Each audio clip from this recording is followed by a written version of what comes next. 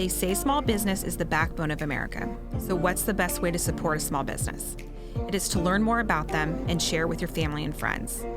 We interview founders from across the world who have started and scaled their business through the ups and downs, long hours, and the rewards that come from sacrificing their time to build their business.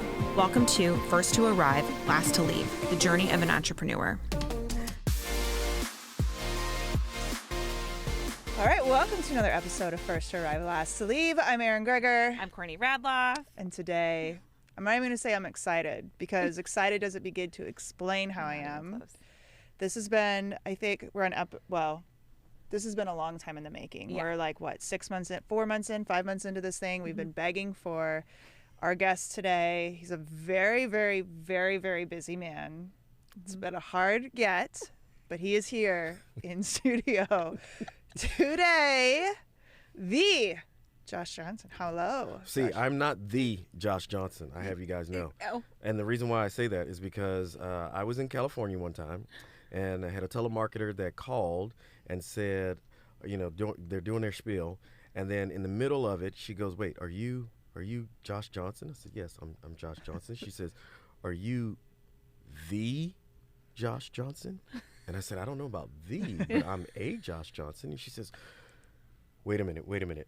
Do you live in California?" I said, "I travel all over with business, but I spend a lot of time in California." She's like, "Oh my God. I said, "All right." Now, what I should have done was say, "Hey, my lady, I think that you think that I'm somebody else. I'm probably Oh, no, not that you person." roll with it. Exactly. So I was just like, "Hey, I do what I do." And she started asking me all about my time on HGTV and all those kind of things. And so I just kept pumping her for information. Come to find out, she thought that I was Josh Sparkle Johnson, who is a very famous interior designer. The reason why his name is Josh Sparkle Johnson is because all of his interior designs have sparkles. So a lot of bling. So anybody that's Googling, Google Josh Sparkle Johnson, and we look almost exactly alike with the exception that he has long blonde hair and blue eyes. So other than that. Any sparkle? I've never seen you wear sparkles. No, I haven't sparkled, but I am inspired by Josh Sparkle Johnson to sparkle. All right. I love that during that whole thing, you were kind of creating a narrative behind the scenes of like what questions you're asking. Like, "Oh yeah, I'm him." Yeah. I was like, HGTV, sometimes we do this, sometimes we do that. And then she starts asking me about the episodes, and I was like, "Well, what part was your favorite?" That poor girl. Yeah. Well, actually, did she hang up thinking she talked to the Josh Sparkle Johnson? I had to actually come clean. Okay. Because she called later on that evening, which I know Again? Yes. And which I know was not appropriate, but she called from her own number, and then that's when I was like, "Hey, listen." But even then, I didn't. Did she really? Yes, and even then I didn't. This is amazing. Even then, I didn't come completely clean because I was like, I do play sports. Because there's a Josh Johnson that's a professional football, two Josh Johnsons that are professional football players. There's a Josh Johnson that's a professional baseball player, and I can't remember. There's also a Josh Johnson that's a comedian. So that's you. I went down the line of all of these different Josh Johnsons. She's like, "Wait a minute, you must not." I was like, "No, I'm sorry. I'm just a regular old Josh Johnson from New Orleans, Louisiana." That poor girl. And there it is. There it is. Yeah. And there is it's undeniable. Louisiana. That's right. How did I not catch that before? I'm very disappointed in myself. But. I know. Yeah, I knew he was a Saints fan within 5 seconds of meeting him. Absolutely. What did he tell you, or was he wearing a shirt? Because usually this is how I think see you were Josh doing dressed. dances around, probably Saint dances and stuff. Yeah. So probably need to. Okay, so Josh is part of the Goldman Sachs program. We all met him going in. You were a business advisor to those in the forums, in the groups while we were going through it. Now your role has changed in the cohorts. Thank you. So let's start history. How did you go from Josh Johnson, HGTV, Sparkle, to Josh Johnson, Goldman Sachs, business advisor? Oh, well, let's go. Yeah, let's go. Let's do that part. So let me see where to start. I sold my businesses in 2019. Okay, what kind of businesses? Real estate company, insurance company. Okay. In 2019, and we decided to move to Dallas. Okay. And my wife kept saying, "Hey, do you want to come off the road?" I still had the rental company, and I still had the consulting firm, and that consulting firm has me traveling all over. So my wife was like, "Do you want to come off the road?" I was like, "There's no way you can come off the road. Like what I do, I get in the trenches with the people. I do this with them. There's no way that you can do what I do without being face to face with these folks all over the country." And then COVID happened, and there was no traveling. Yeah. And all of my clients were like, "Nope, you're not coming." From with the germs on the airplanes, we've seen. What was that movie? Outbreak. Yeah. Yeah, we've seen Outbreak. That's how all the stuff just the planes went all. Yeah, you're not coming. So then I learned how to consult virtually, like we all did. Yeah. And during that time, I saw something that was looking for a 10KSB or something with this thing called 10KSB. Didn't know anything about it. Looked into it, and it wound up being a really good fit because they said, "Hey, we want you to do what you're doing all over the country for our small businesses here in Dallas." So I was like, "Hey, I could do that." That's amazing. And it all transpired because of COVID. Yes. Yes. Yeah. So I'm curious, coming from the entrepreneur world to now helping entrepreneurs, do you miss it? Like, is it hard for you sometimes to do you get the itch to want to go back out there and do your own thing? And I know you part-time stuff, but how is that balance for you? So here's the fun part about me. I tell people always say, "Josh, you are a serial entrepreneur." And I go, "Oh, no, no, no, no, no, no. I am not a serial entrepreneur at all. In my mind, I am not an entrepreneur at all." Really? In my mind, I'm a hard-working little guy that wound up finding mentors that told me, "You should try this." And when you're in your 20s, you can never fail, you cannot lose. And so that's kind of how my story started. Again, I had no desire to own my own business. I had no desire to do the things that I did. It started with my first mentor. He was my marketing professor. He asked me what did I want to do with my life. And I told him I wanted to be CMO, Chief Marketing Officer, of some big Fortune 500 company. And he was like, no. The backbone of American economy is small business. And I said, I don't know what that means. Yeah. And he said, no. What you want to do is you want to create a business and create processes and run that business and have that business run for you. Again, I had no clue as to what I was talking about. And I said, well, will you help me? He says, yes. So I started my first company. I'm going to date myself. You ready? Started my first company. And I could do things that no one else can do with websites. You ready? I can make the background change colors. Ooh. That's where you got your Sparkle nickname. Yeah. I also could make a ball bounce across the screen. Ooh. Now, of course, so now we know them as landing pages and all that. But back in the day, they were big. The fact that I was able to do that with those, man, that was pretty good. So anyway, fast forward. I call it the land of more. And the land of more says that if you do something well enough, people will come back and want more and more and more from you. Not just in quantity, but in variety of services as well. And I do a whole speech on that. But the gist of it is, in the land of more, people said, hey, while you're doing my website, can you do my ad slicks and my TV commercials and radio? So I did a stint in TV and radio. So yeah, I could do that too. And yes, I was working with Gannett, so I could do your ad slicks.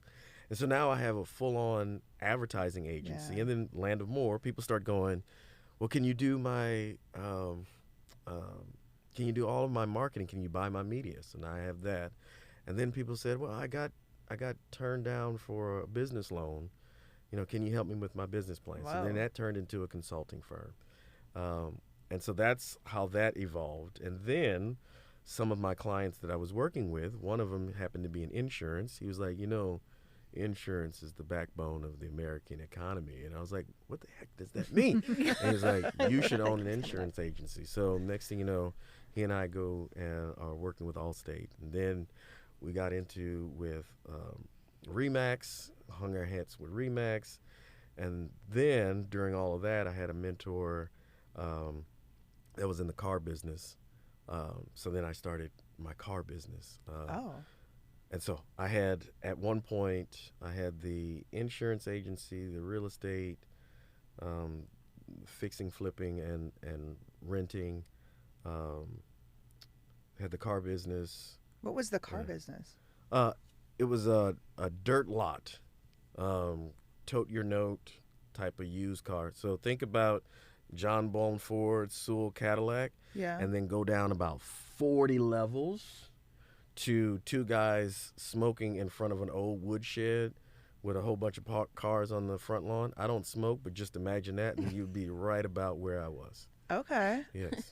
So I had all of that going on, and the idea was that if I had all these different businesses, then I'd be recession proof. Yeah.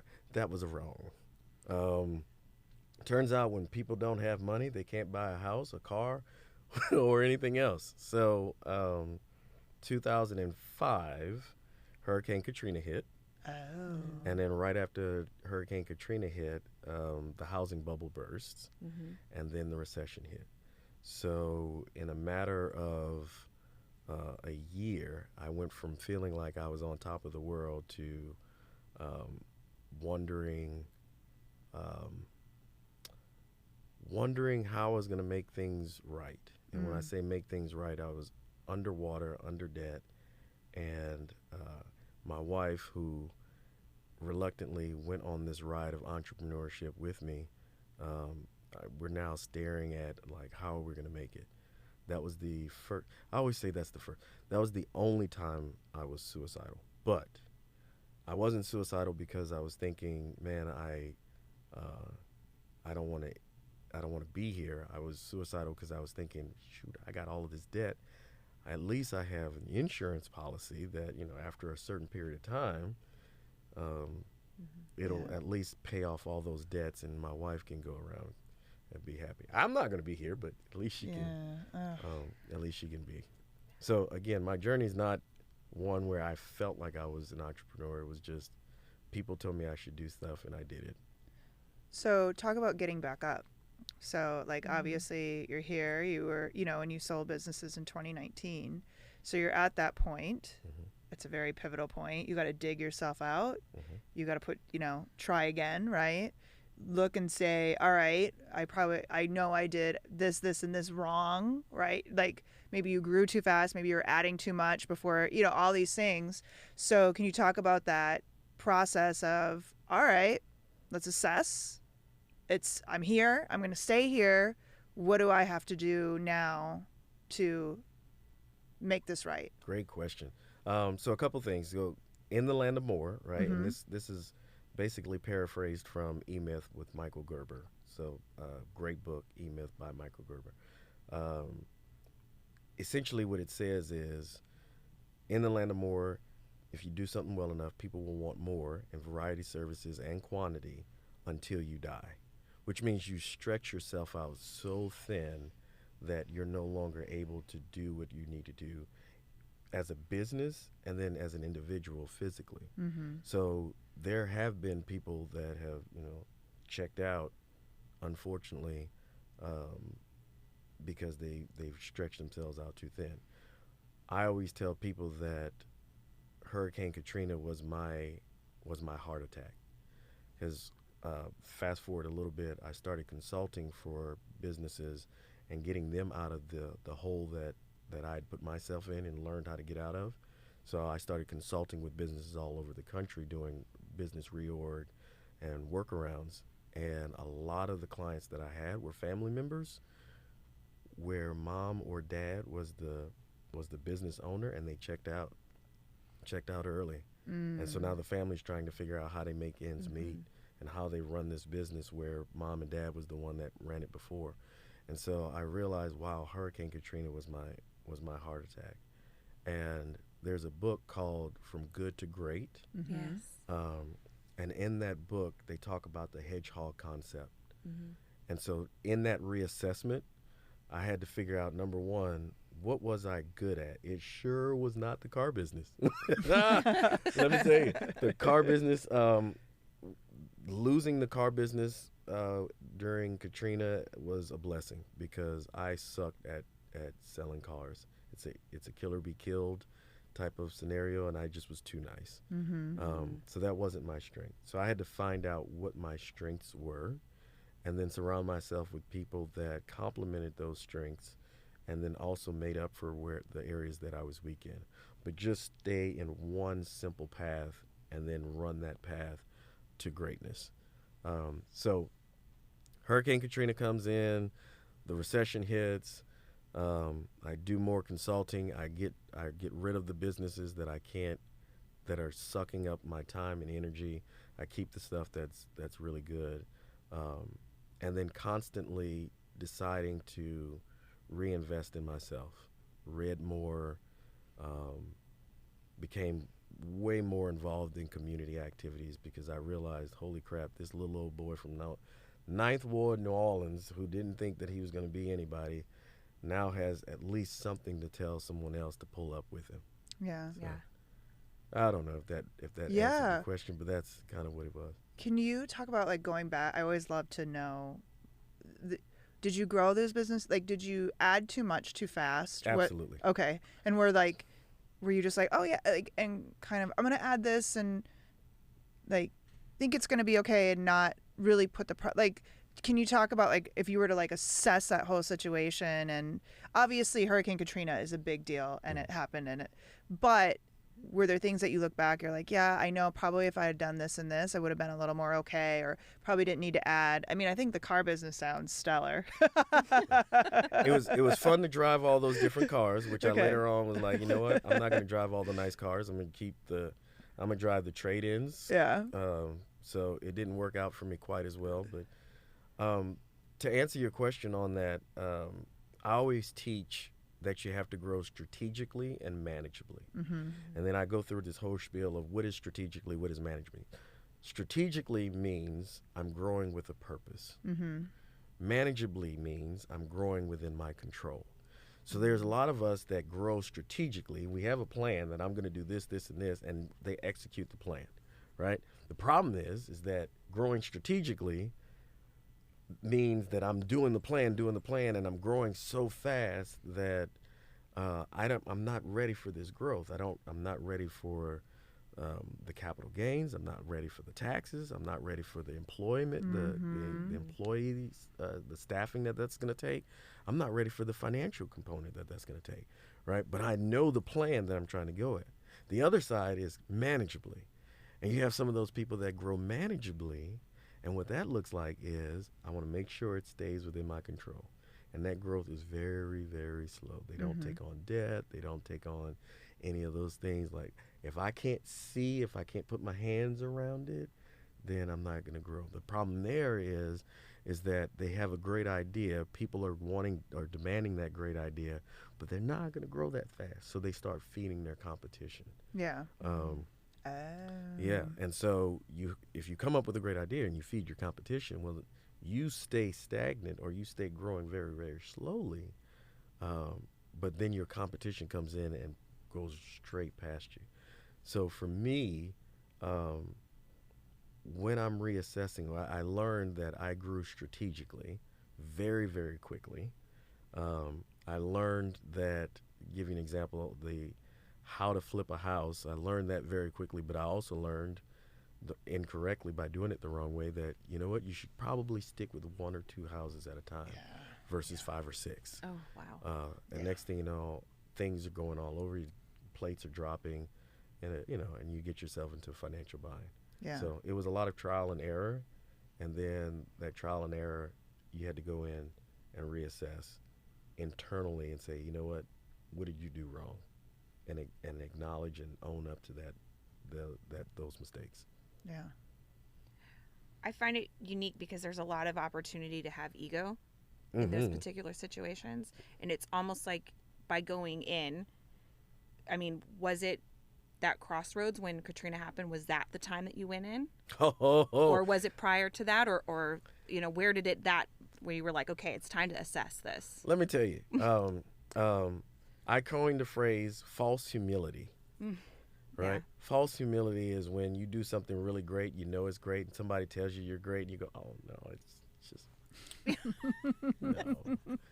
It was a team effort. It was a team effort. not realizing at the time I had a lot of false humility.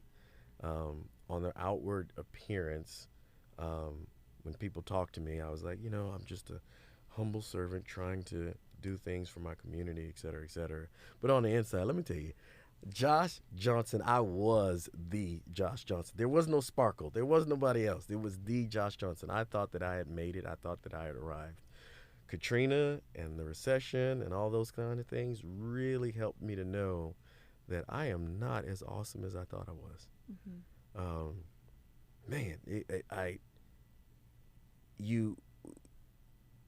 Just to give you the short version of that, so Katrina comes in, they don't know what to do with the money, so there's this stalemate of 7 or 8 months where they're not giving out any money. The federal government, even though George Bush enacted funds to be released, the state was the ones that was administering those funds, and they didn't know what to do. They didn't want to give out the funds and then people not come back to New Orleans. So you had 7 or 8 months where no one was receiving any aid outside of Red Cross and all those other things. But we had expenses. Yeah. Right. And they helped the big businesses. They helped the families, but the small business owners kind of were left in the trenches. So we were trying to figure out, like, where are we going to get this assistance from? Meanwhile, money is flying out of my pockets. Money that I thought I would never spend in my entire life is flying out of my pockets. And I don't know how to stop it. And when you have that type of scenario going, on top of lawsuits, because people were suing people that they thought, had the money. So I were getting a lot of lawsuits from my tenants, a lot of lawsuits from people that I sold houses to, like all types of things. Like, these lawsuits are coming in, and a lot of them were thrown out of court. But you still have to go through those processes. You have to fight them. You still have to fight them. Yeah. You still have to pay for them. Mm-hmm. So, man, that was a very humbling experience, and I learned true humility through that. And I will tell anybody that listens that it was a blessing for me. It was absolutely a blessing because, number one, it was my heart attack. It was my wake-up call that some of my clients did not get because they checked out completely. I was lucky enough that it made me take a step back and then reassess. But it was a really interesting. Do you think having a humbling experience is just part of, like, a rite of passage for entrepreneurs? You either go through it and you survive. I mean, I feel like this comes up a lot. This conversation of, like, mental health, choices, and being humble. I feel like that it's almost a rite of passage. Absolutely. When you're riding high, there is going to be something that knocks you down. The fun part is when you get knocked down, at that moment, whatever knocked you down was the hardest knock you've ever experienced, right? Mm-hmm.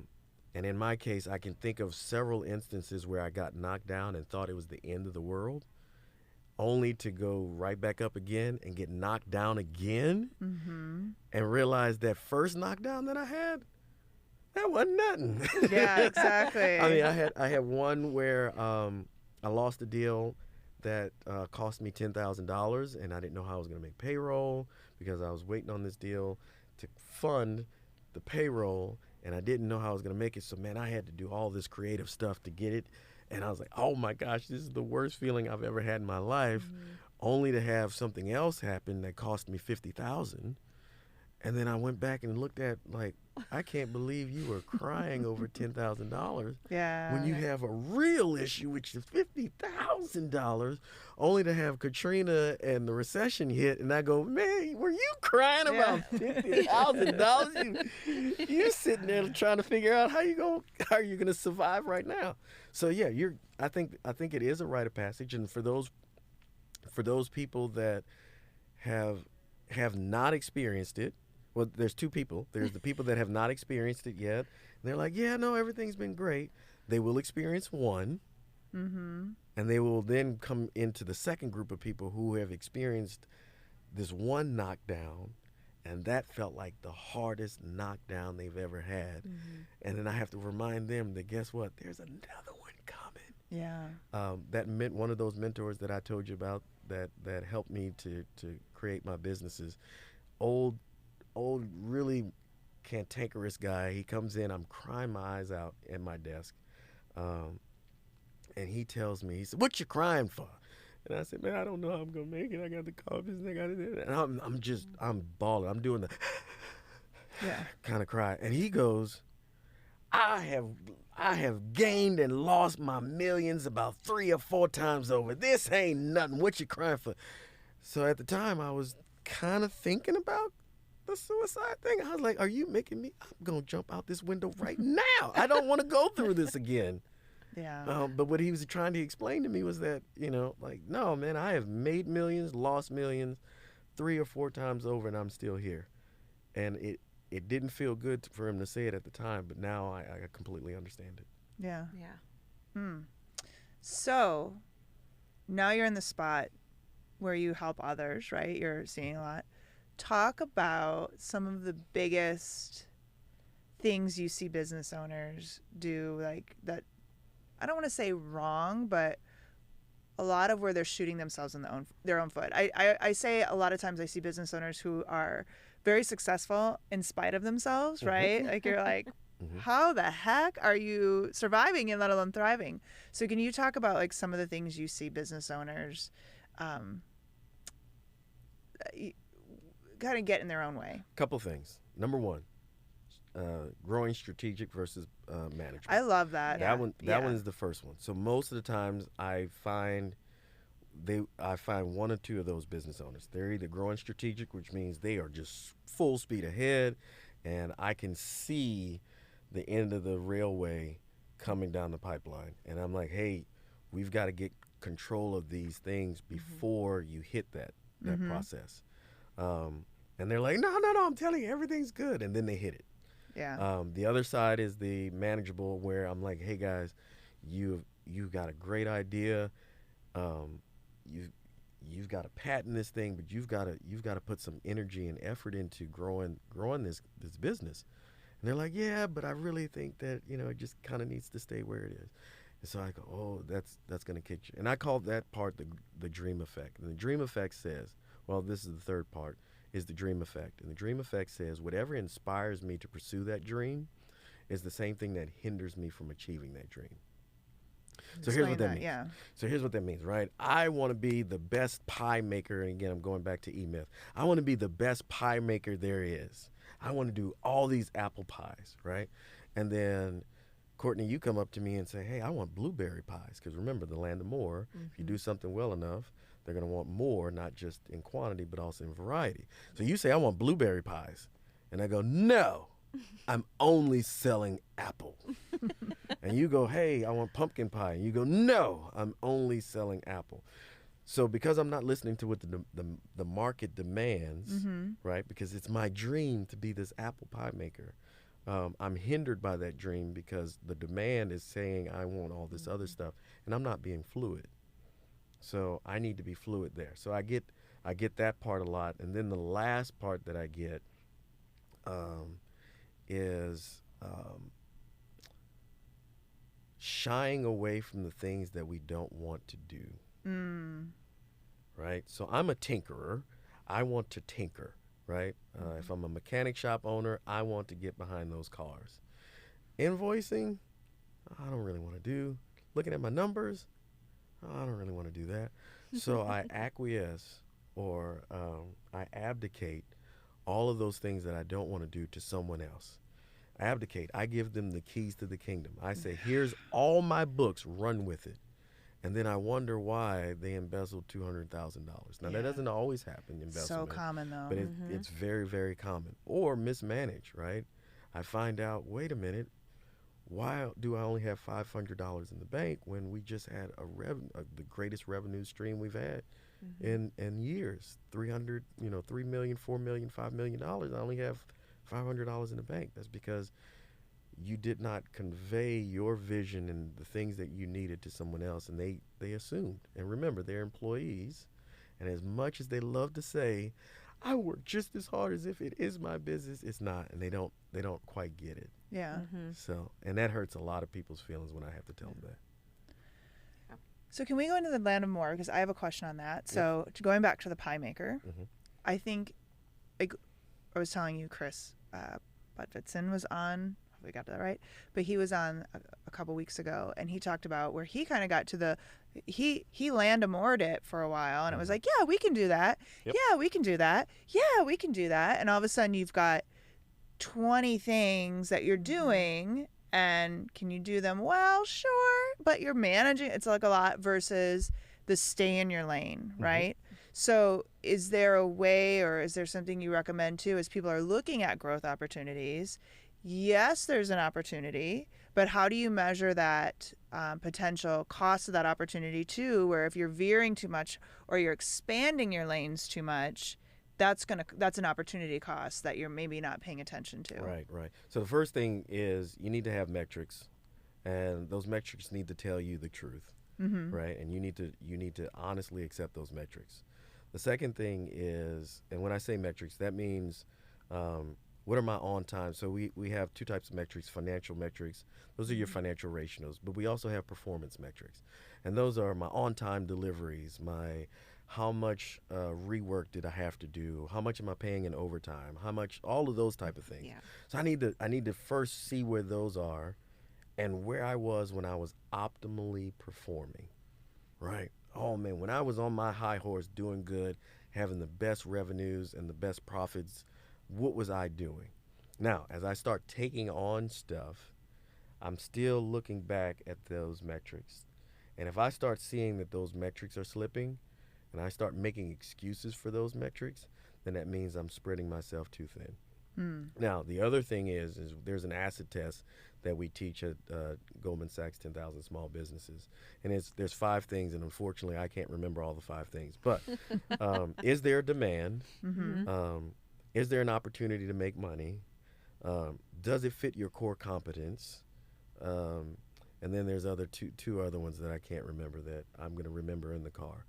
But when you do that acid test, which I wish I had learned when I started my businesses, that kind of keeps you in your lane. Yeah.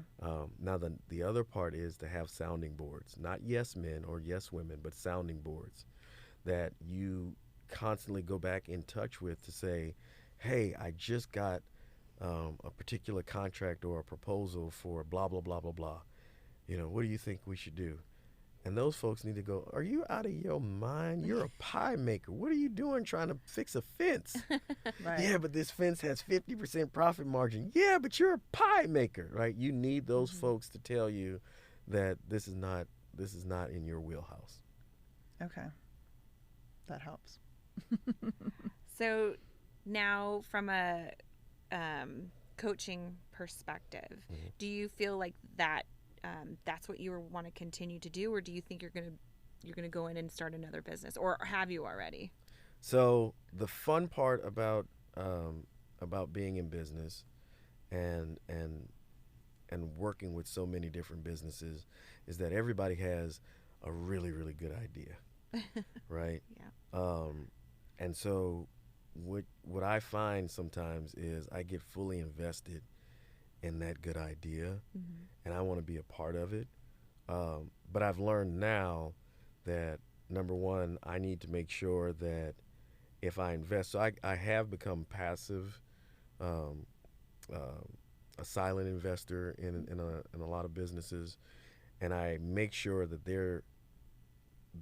their management, their structure, their processes are in place before I join, and then I get out of the way and try not to insert myself into it and stay where I'm good at, which is being that sounding board, working those processes with them.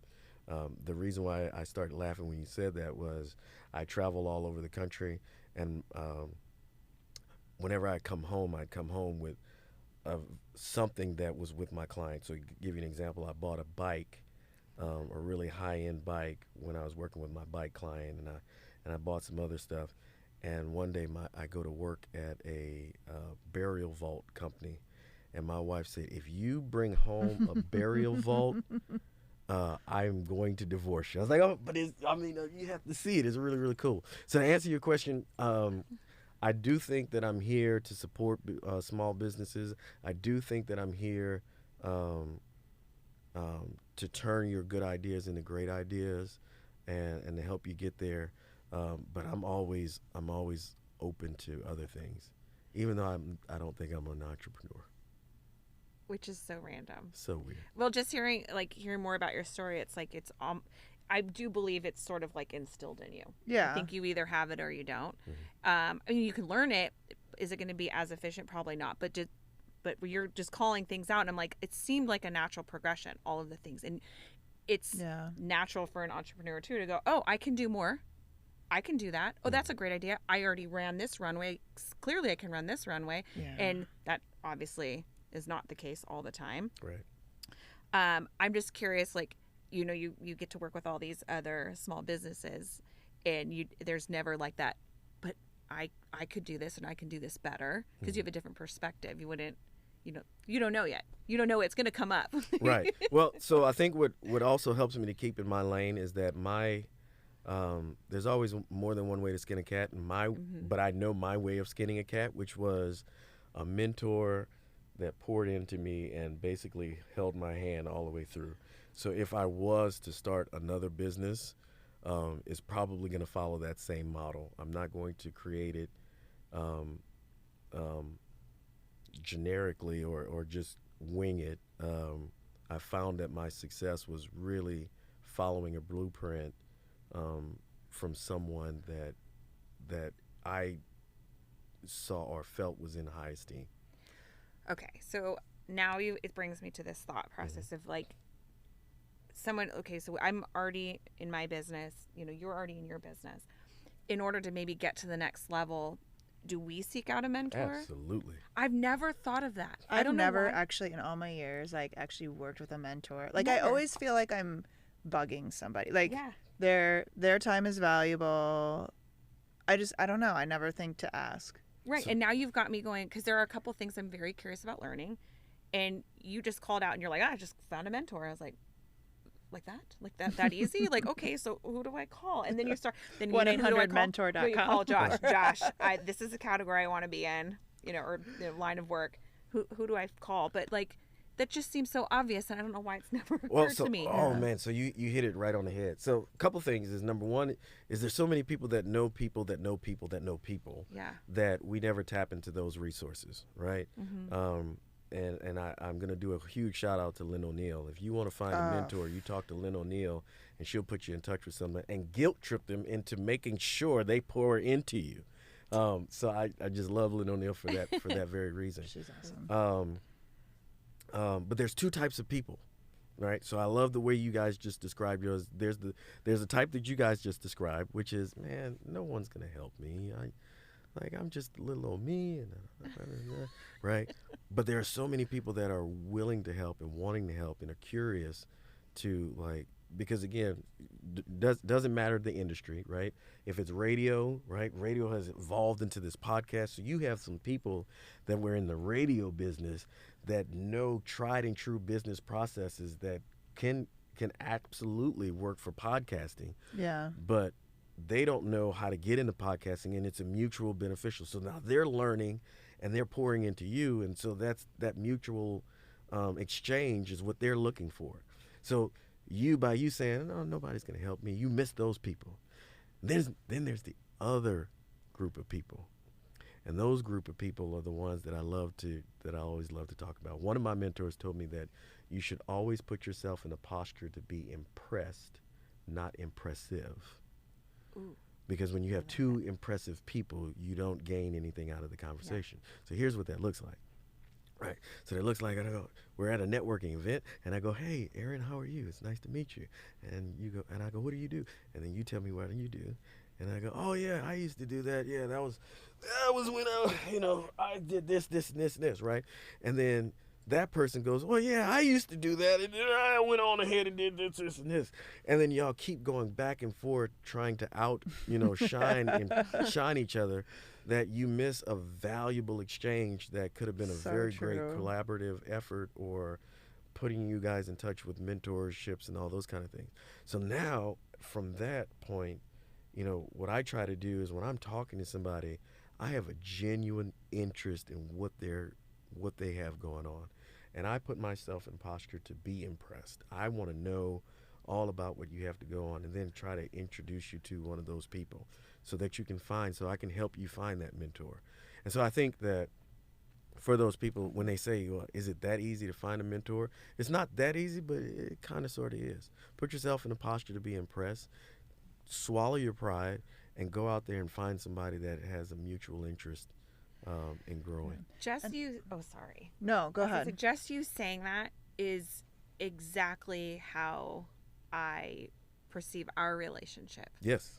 Like you were like genuinely, and that's how, even how I observe how you talk to other people. I didn't realize that was the position you were taking, but you explaining it is like, that is Josh. Yeah. Well, and I think too on the front, like I have a good friend, Raj Daniels. He's a great, do you know Raj? Mm-hmm. Okay. Just a great guy in the community. And he was talking about, so I'm like there's people that come to me for help. And I think the most annoying thing in the world is when you come for, like, had a conversation this week with this woman, perfect example, and she's like, well, blah, blah, blah, I need sponsorship. I'm like, okay, well, here's how you get around that. Da, da, da, da, da. Well, yeah, but it's so hard. I'm like, did you just hear what I said? There's the standard model, and then there's the how you get around it. I've got a guy getting, you know, X amount, and he only has this many downloads. Like, it is possible. You got to get creative with it. And there's just, I don't know if I said, there's just a lot of assholes in this world. That's what I call them. Yes. That's what I call them. They want to ask you, and they ask you, and you say, okay, well, here's my advice, or here's my experience with it. Yeah, but I can't do that because you don't know my, you know, and it's just like, you're just wasting your time. Yes. So going back to Raj, like I was talking to him about that because I'm like, I just have a lot of people ask me for help, and I pour into them, and then they do nothing with it. And you're like, don't waste my time then. Why are you asking me if you already know the answers? That's right. And he's like, well, I will, when people want to mentor, I'll put them through a little test where it's like, I'll ask them to do certain things. Yep. And if they do, if they're willing to pour in that time, if they're asking me and they're going to do the things that I ask them to do, I will work with them all day long and want to help them. But if, well, I can't do that because blah, blah, blah, blah, blah. And so I think too, you have to approach it like, I am all ears. Like I am, not to say whatever you say is whatever I'm going to do, but I'm going to listen and I'm going to be open about it. And if I'm asking this time of you to pour into me, you're darn straight, I'm going to do something with this. And I think you have to really be open to that as you're working with people too, to say, please understand, I'm listening to you right now. Because a lot of people want help, but they don't want help. Yeah. Well, they want someone to tell them how to do it. Yeah. And they want somebody to tell them that what they're doing is right. Versus, you know what I'm saying? Affirmation is huge. Yeah. Affirmation is huge, and it's a killer. It's Yeah. a killer for businesses. It's a killer for celebrities, athletes. It's a killer for businesses. Yeah. Right? Because someone being open, honest, transparent, and accepting criticism is a very scary place to be. And so a lot of people don't like to do that. But I want to go back to something that you said. Because I want to make sure it's clear. I am genuinely, one of the reasons why I love what I do as a consultant, as an advisor for Goldman Sachs 10,000 Small Businesses, working with the alumni of Goldman Sachs 10,000 Small Businesses, is I get to interact with all of you great people that don't know you're great.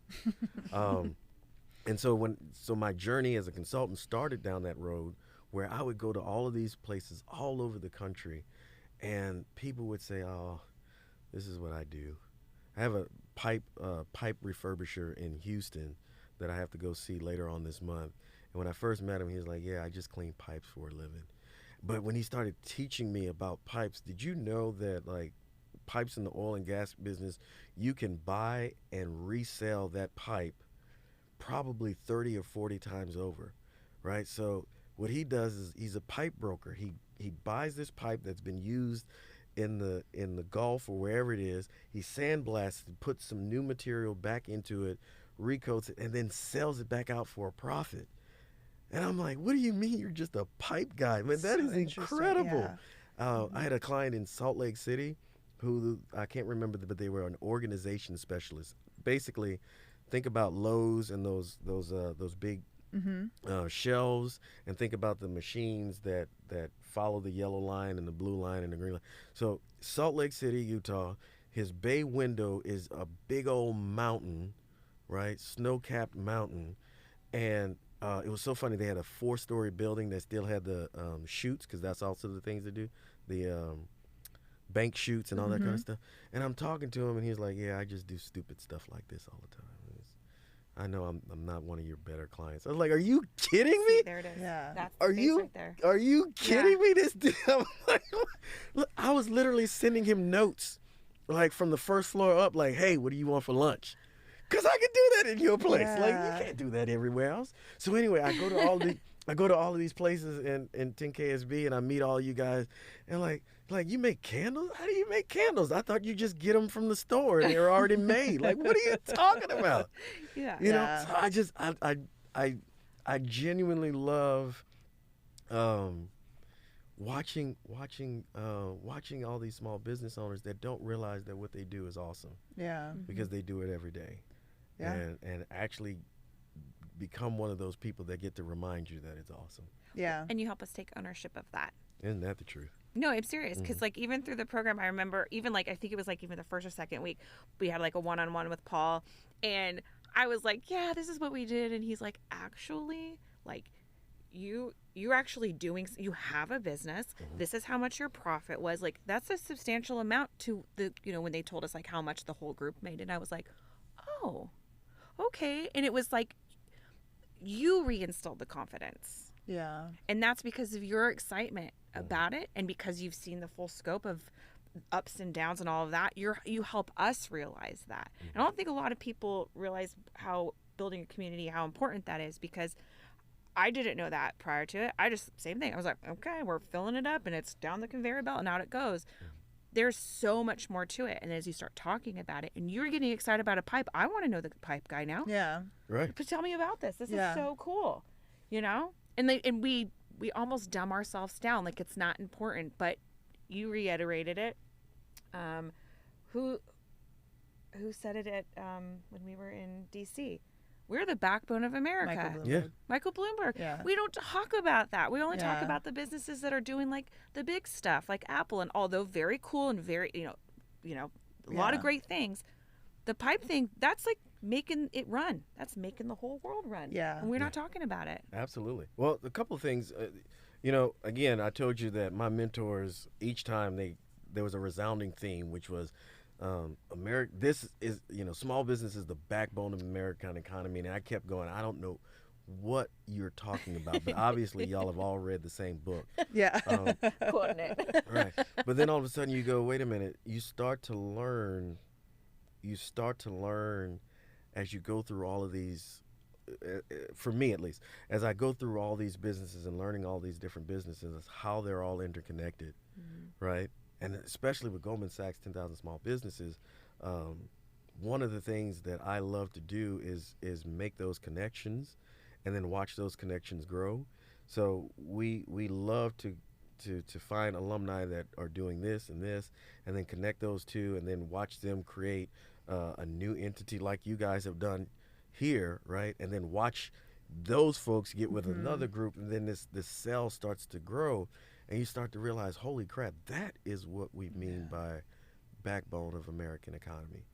Is how do two people with two different ideas and imaginations get together and create something even more imaginative and creative, and then they get with someone else and create more. Now, the one thing that I will say when I say this part, and some of my clients and small business owners don't like when I say it, is the cosm, if you will, is ever evolving, and that evolution does not necessarily look good all the time. And so with COVID happening and with Katrina happening and with we lost a lot of small businesses, right?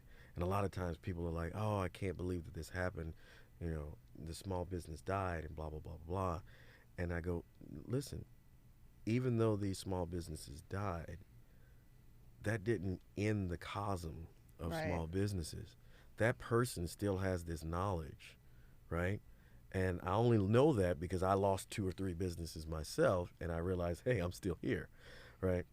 And so I have to remind small business owners and my clients and my alumni that even if you have gone through this and you've fought the good fight and it ended, right? That doesn't mean that your small business journey is over. Mm-hmm. What that means is you are now being able to transition into another role in the cosm of small business. Yeah. And so it may be a loan officer. It may be Josh the consultant. It may be the right hand to another person that has a great idea but just can't quite get it off the ground, and you're the person that brings them to the stratosphere. Yeah. Mm-hmm. And so sometimes if we're so focused on no, we can't have small business failure as a part of small business success, then we lose out on a lot. We lose out on a major factor of our economy and our ecosystem. I think too, and I know we gotta probably wrap up soon, but like my first official business, like I did real estate investing, but then the first business I started was so accidental, and I had no expectations, and it was, okay, yeah, we'll figure this out. Okay, yeah, we'll figure this out. And I was probably one of those very successful, I don't want to say in spite of myself, but it was so passionate, and when you look back on a secret sauce of a business, I hit the jackpot. Do you know what I'm saying? I was passionate about what we did. I was able to, and we had bumps, but there was never anything really difficult about that building process necessarily where I looked back and was like, ooh, God, I hit. And I say that because then in another business that I went, like, it was bumpy and hard and horrible, and I had to pull myself out of suicidal thoughts and all of that. You take Erin post the first business that she sold and everything was pretty easy to Erin that went through a really hard time. I learned a heck of a lot more about business in that hard time than I did at the beginning, because I didn't have to get strategic. I didn't have to get creative. I didn't have to figure things out from a difficult standpoint. It was like, okay, yeah, this is what we do. I don't know if I can do it better, or if it works better, or you know what I'm saying? And I know for me, that failure, though, made me question everything. Like, do I even know what I'm doing? Who would hire me? Obviously, I suck. You know what I mean? Yeah. Versus that Erin is a lot more knowledgeable and can help a lot more people in a different way than the first sale of the business, first business sale Erin could. My failure in the car business taught me so much about contracts and understanding contracts. Man, I can't tell you how many times some of my wonderful, wonderful customers who just, Mr. Johnson, if you could just get me a car because I want to be responsible. And then I never saw him again. Hey, you're supposed to make this payment, and never saw him again. And they would go right down the street to any attorney that would take the case and get out of the contract. And now I have a car that is so beat up that I have to eat on. I have to eat it, I learned so much more about contracts in all my other businesses through that business. Yeah. And so, yeah, failure is a part of life, and a great part of that. So I even though every now and then I get sad about, some of my failures, I think they're definitely blessings. Yeah. When we were interviewing Cheryl, we talked about Cheryl P. Williamson, amazing. Whole thing about mindset the last couple of weeks changed. We talked about failure as fertilizer. I have it like as a post-it on the back of my door, because same thing, had an issue with contracts last year. They didn't want to sign them, but they wanted us to effectively be their bank for an entire year. And totally, all these things that I've learned this year, I learned how tough I am. I learned how, how just having an open conversation about being honest and ego totally got checked this year. So hindsight, I welcomed it. When I was in it, did not love it at all. Absolutely. Yeah. Yeah. So. Yeah, it's hard. Yeah. All right, should we do rapid fire? Yes, I got to pull them up because I was so excited when we got here. I know. Pull them up. And these are coming at you, FYI. Usually I send these ahead of time, and sorry, Josh, I did not. Nope, that's all right. So you're coming. I'm an open book. They're just they're going to come firing at you. Let's do it. And there might be one on there just because people have asked for me to ask. Right. Anyways, favorite beverage? Coke. Coca-Cola. Like on the tap or in like the can? Very interesting. Or bottle. McDonald's Coca-Cola. I don't know what they pour in that thing. I'm telling you that's where I was getting at. That is delicious. It is. It's almost like they jack the bubbles up. I have no clue as to what they do with it, but McDonald's Coca-Cola. Little extra spoons of sugar in That's it. right. Best advice you've ever been given? Whew, that's a tough one. I always tell people that I know I'm blessed. I don't know if the blessing is what happened to me or the thing that happened, or is that minuscule thing how it became so important to me. Like if you had a piece of a lint that was on your thing and I grabbed that lint and all of a sudden it sparked this crazy thought. I always go, well, that thought was a blessing. I just don't know if the blessing was the lint or, the thought that it came. So when you ask that question, I'm thinking of all of these wonderful things that have happened that have turned into these great thoughts that I just shared with you today. So I don't know. The only thing that I guess if I were to put something down would be my grandmother saying, if you want something bad enough, you would pay for it yourself. And you figure out a way to get it. So, but man, there's so many other ones that are way better than that touch me at the right time. So I don't know. That was a tough one. Sorry. If you could have dinner with anyone, who would it be? My wife. Hey, when you're a small We're all laughing. when you're a small business owner and you are working and doing all these things, sometimes your family takes a back seat. Yeah. When I was starting up my businesses, man, I oftentimes ask my wife, I said, man, why were you even listening to me? Because why are you even still with me? Because there were 6 years that I don't think I even listened to one word she said. Because I was just trying to build a business. So, yeah, I would say my wife. That's very sweet. We're going to make sure we clip that up for you and Yeah. then just happen to get it in her social feed or There it something. Your morning routine. Morning routine. I now have a 3-year-old. So he is my alarm clock. And I get him up. And while he is eating his breakfast, I usually have an audio book, YouTube playing in the bathroom as I'm getting dressed. I suck at audiobooks, so I'm intentionally right now trying to learn how to listen to audiobooks because I wind up I hear something, it takes me down a rabbit hole, and then I miss the whole rest of the chapter. So right now, audiobook, YouTube, video, listening to that, and just gaining insight and clarity, and then drop him off at daycare and start making phone calls. Okay, so what are you reading? You're listening to audiobooks. Top bucket list item. Top bucket list item. Oh, that's tough. I have to get new ones. Because, and it's not a brag, it was that my expectations on what my life was going to be like as a little kid from New Orleans, I exceeded that. And again, don't hear me telling you that I've met the president or anything like that. I'm just saying my expectations were so low. So I need new bucket lists. I've been fortunate enough to see 43, been to 43 states, been all over Canada and Mexico, which is way more than I ever thought I would ever do. So you know what? I got to come up with a new bucket list. I hate that. No, it's a good problem to have. I love all these questions because I'm sitting there going, man, dude, you are just way down there. Yeah. Favorite songs to sing? Ooh. Oh, this is a new one. This is new a because Josh special. and only because really, anytime I bring up Josh, someone's like, "Oh, have you heard him sing? Have you heard him sing?" Yeah, I've heard him sing "Happy Birthday." Yeah, he's very good. No, you've got a great voice. I don't know what y'all are listening to. Listen, ask my wife if I can sing. She'll tell you.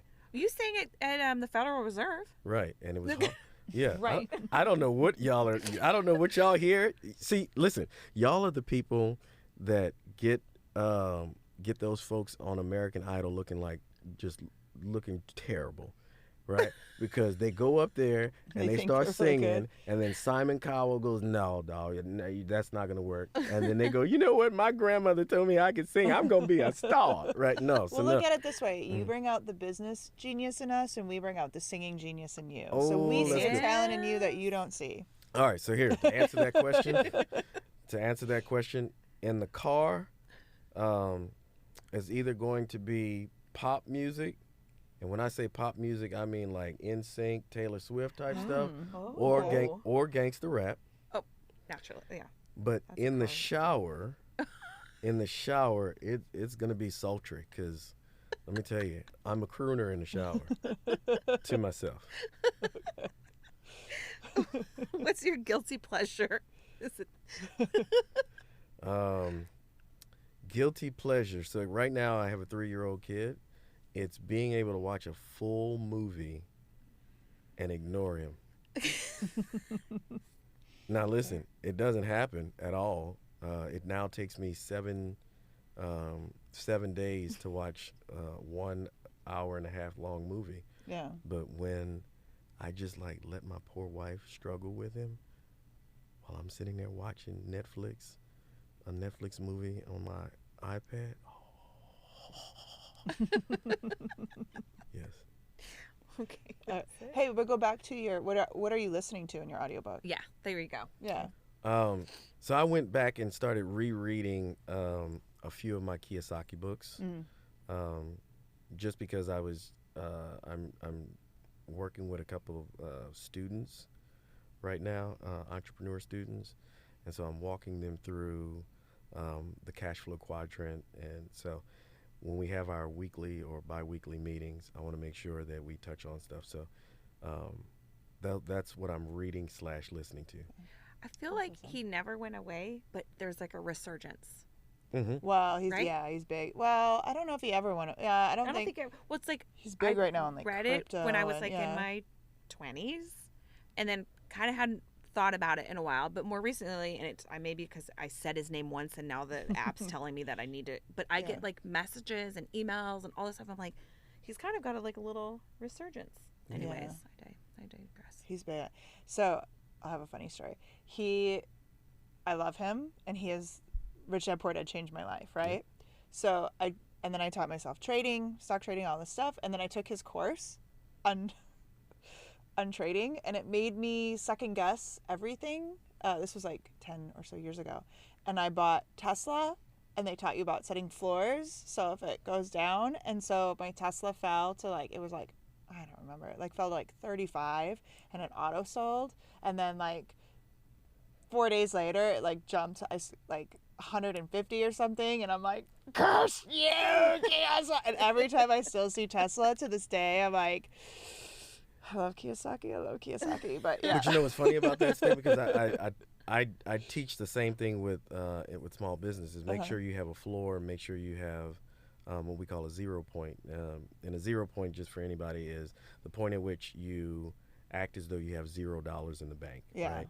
But in doing those type of things, you see the one time where you made the call based on your process, and it wasn't the right call, and you ignore the 80 other times you made that same call and it was the right call. Yeah. We only focus on that one time where it happened, but guess what? There were 80 other times where you wouldn't have even been able to look at Tesla because you were out of business. Yeah, that's true. That's true. I need to let that go. Mm-hmm. All right, Josh, if somebody wanted to get a hold of you, is there a website, any place that they go, like LinkedIn, where's your preference? So right now, Goldman Sachs, 10,000 Small Businesses.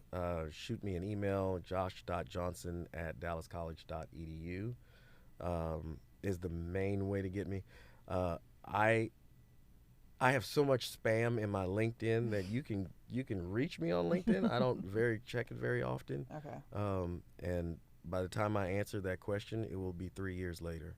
Okay. So email me, and that would be great. All right, we'll put that in there. Thank you so much for making you, this guys. happen and setting the time, and we appreciate it. Awesome. Thank you. Thank y'all.